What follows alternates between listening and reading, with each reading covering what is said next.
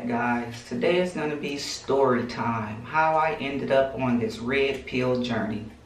Well, it all began one day at work. One day at work, I was sitting in the back, looking at YouTube, looking at people's deconversion stories from Christianity. And that's how it all began. And one video led to another video.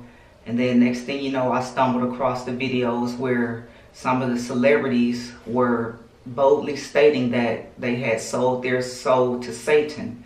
And now they have everything that they want.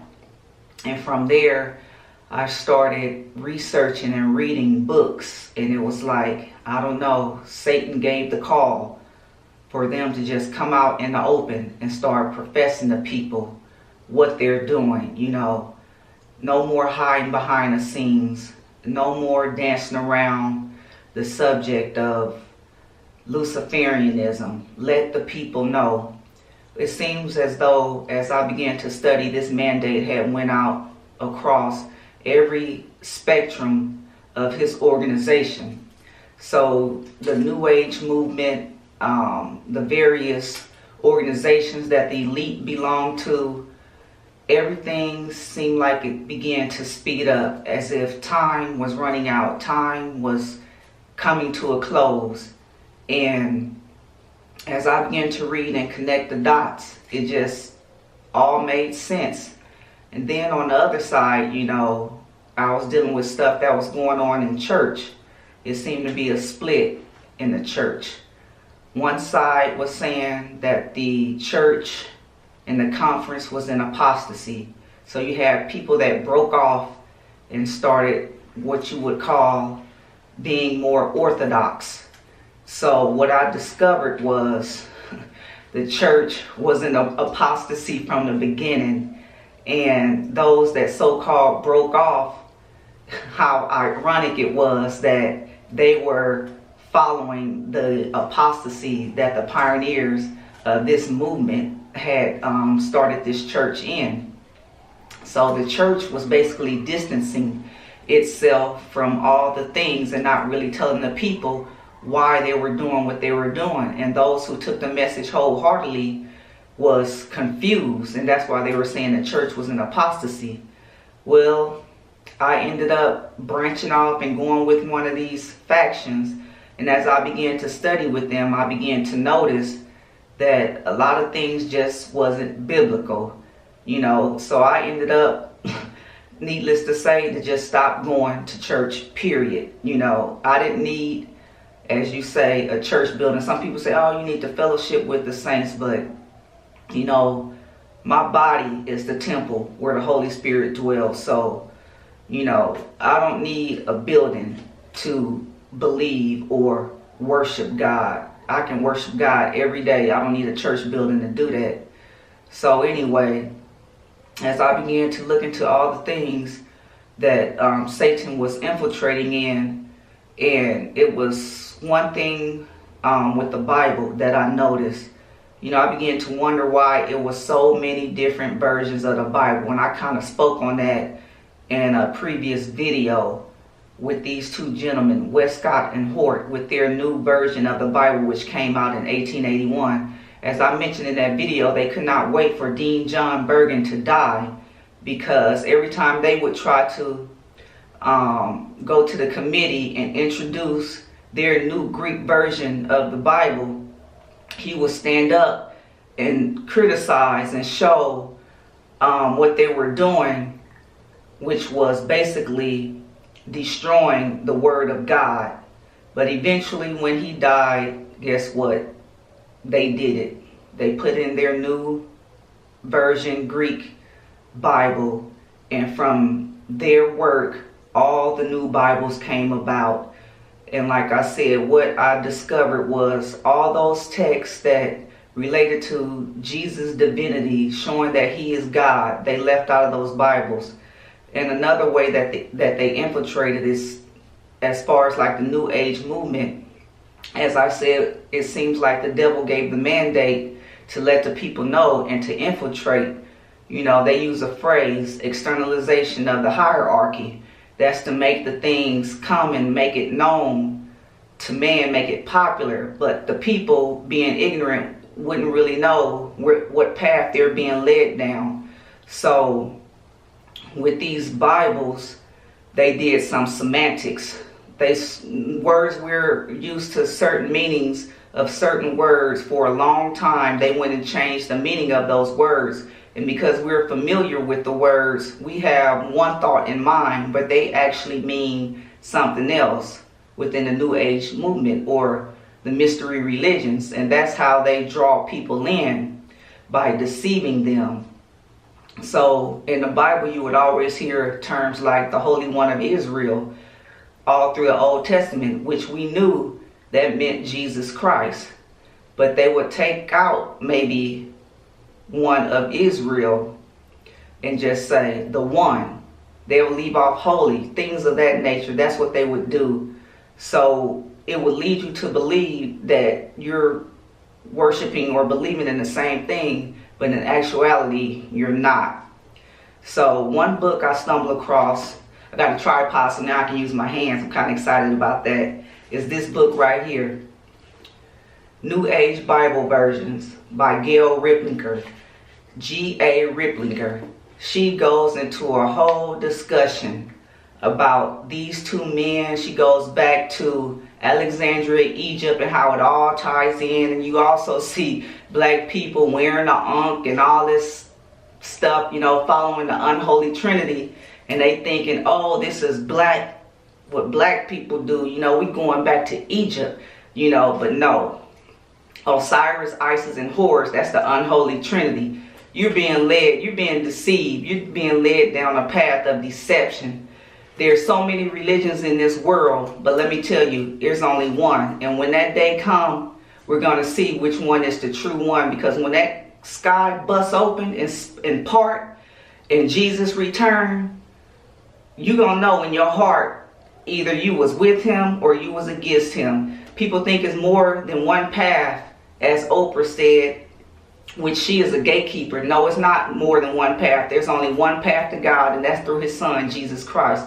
But I'm not going to get on a rant and start preaching to y'all, because this is not what that channel was about. This channel is about truth. You know, letting people know what's really going on in the world and why we seem to be headed down this path of destruction, especially in the political system, the school system.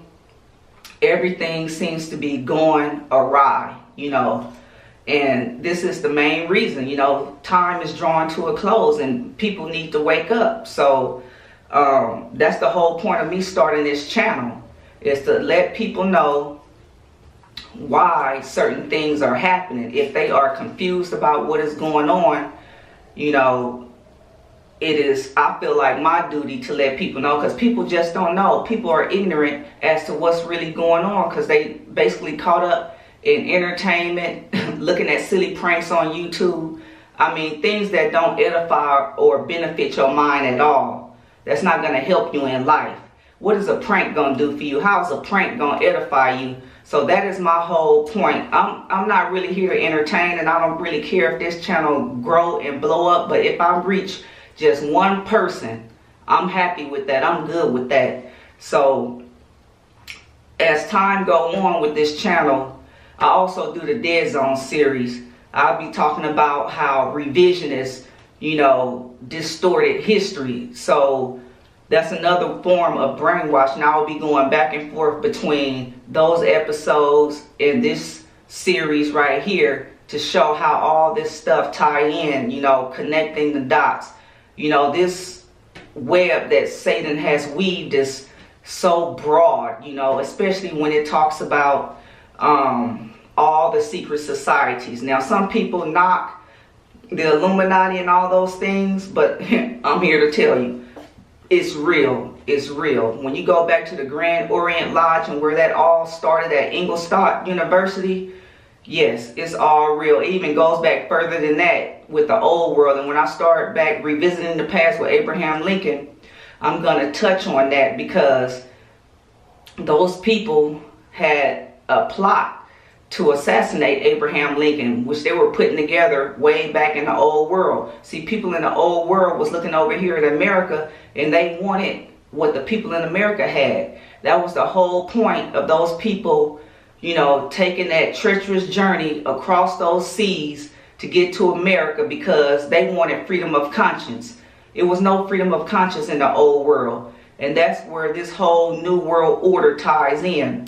This New World Order is a new world under Satan's rule. They trying to bring in Luciferianism, and that's what it's all about. See, it always goes back to the spiritual. No matter how much you try to escape it, that spiritual aspect is there, because this is a fallen world. Now, people don't believe in that, but guess what? I bet you if you break out a Ouija board and start talking about having a seance, I bet Satan will manifest himself to you. Well, guess what? Satan is a created being. Guess who he came from? Came from God. So there's some truth to what I'm saying. You hear stories of miraculous things happen. There's proof. There's truth to the word, you know. So we're going to delve into a lot of these things and try to tie them together, as far as like what the media is doing, what the entertainment is doing, why these entertainers on Super Bowls are actually doing rituals when they perform at these awards, why they're performing rituals. When they do videos, they're actually showing you their initiation into the occult. You know, Hollywood, just think of it, Hollywood, you know, people looked into that, you know, that's what witches and warlocks use. Hollywood, when they cast spells, that little piece of wood they use, you know, just like Sabrina the Witch and all these different things of that nature. That's another way through programming. Think about it, television programming. They're brainwashing you through that television. I told you, I stopped watching TV about 9 years ago. When I started looking at all of this in 2010, I stopped watching TV and I started reading. For 2 years, I read about 25 books, and they just kept building and building and building. You know, a lot of the books you heard Professor Griff mention, 13 Bloodlines of the Illuminati, Codex Magica, Pawns in the Game.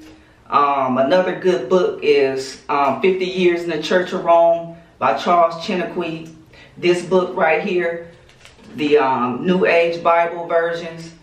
All this ties together. I'm telling you, the prince of this world is busy. And now what is he doing? He's recreating man in his image. Now some people ain't gonna like this, but you see who the god is in Hollywood is Baphomet. And what is Baphomet? He's an androgynous goat god. He has breast and a penis. Do you see people walking around like that today? With breast and a penis? It's a lot of them walking around like that today. That's Satan.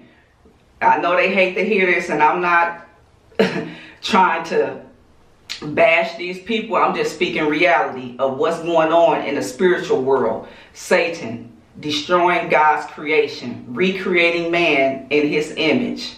You know, I'm not going to go too much on that, because people want to probably start going ham on me because of the truth that I'm speaking. But I'm going to try to keep it to history and how all this ties in with the media and the other brainwashing that's going on in the schools. You know, parents,